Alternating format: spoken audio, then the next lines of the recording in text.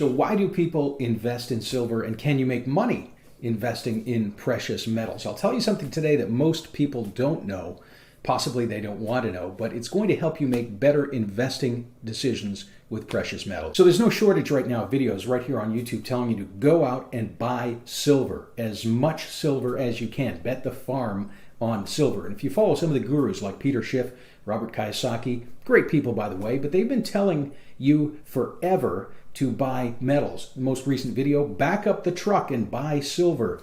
That was the video with Kitco and Kiyosaki, and this has been the message for decades. People love to hear things like you'll be able to buy a house for 1 single ounce of silver and other outrageous claims. And let's face it, claims sell books. So before we begin, I own silver, I like silver, I follow the market very closely, and I can quote you a dozen reasons why everybody out there should own some silver, including the fact it's a hard asset, the gold to silver ratio right now being at all-time highs, the devaluation of paper money, quantitative easing, the economy being in the biggest bubble that it ever has been, government debt that's probably never going to be paid off. I get it. And everybody should have some silver. So if you don't own some silver, look into getting some, buy some gold and or silver bullion. It doesn't take much to stack some metals here and there every week or month, put some money away, and it really builds up over time.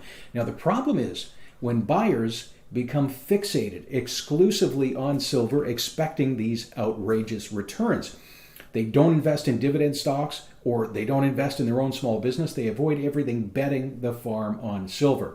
And you see dozens of videos here on YouTube from the stackers who are waiting patiently for the day that silver gets way up there at $2,000 an ounce or more. Now, unlike dividends, metals don't help you build wealth. They are supposedly a defensive financial position that's reserved for bad economic times to preserve wealth.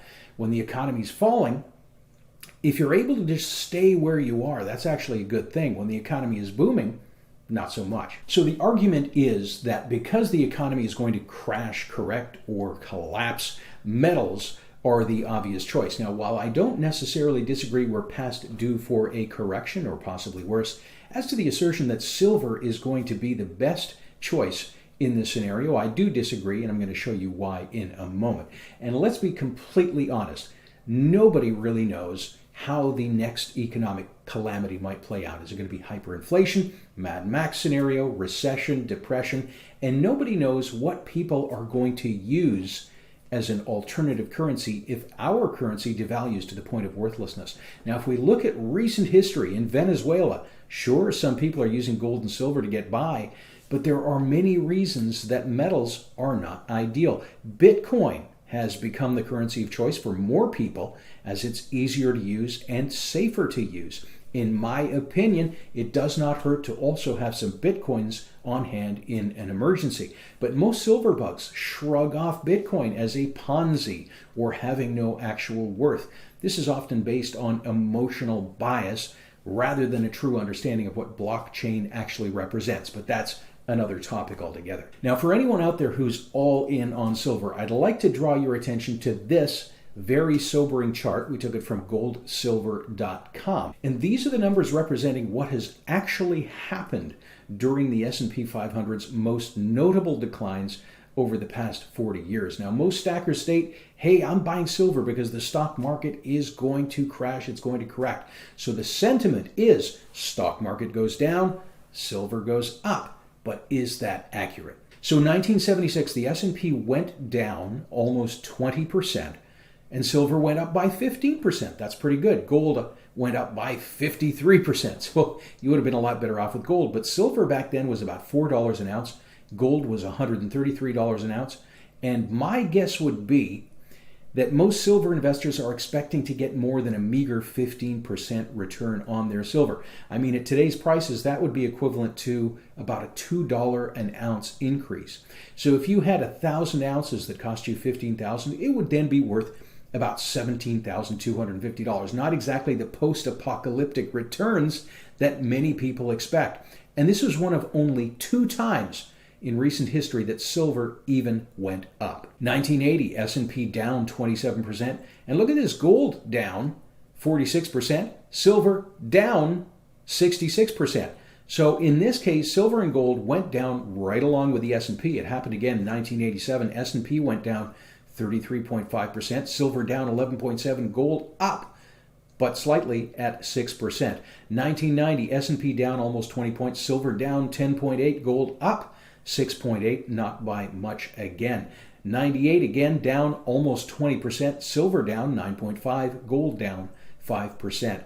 2000 to 2002, S&P down almost 50%, gold up 12.4%, silver down 14.4%. 2007 to 2009 economic meltdown at 56.8% gone out of the S&P. If you'd held on to silver, you would have been safe at a whopping 1.1% gain. Gold again outperforming silver at 25.5% up. And the last time we saw a blip in our economy, about 2011, down about 19 points. Silver again down almost 20%. And gold this time was up 9.4%. Now I know silver and precious metals, they're an emotional thing. People love silver, they love gold, they love the security that it brings and what it represents, which is true value. But if we consider this chart, the next time the S&P tanks, if history serves as an indicator, silver's not going to blast to the moon as silver bugs expect. In fact, gold bugs have been better off, but only marginal. Now, I can feel the silver stackers frothing at the mouth, wanting this to not be true. Remember, I'm a stacker myself, but I certainly would not be 100% invested into metals only. Even in hyperinflationary times, it would appear that cryptocurrencies, in recent history anyway, have proven to be easier instruments to leverage for commerce in the absence of an official currency. So if your intentions are to truly be prepared for any eventuality, you should consider Bitcoin.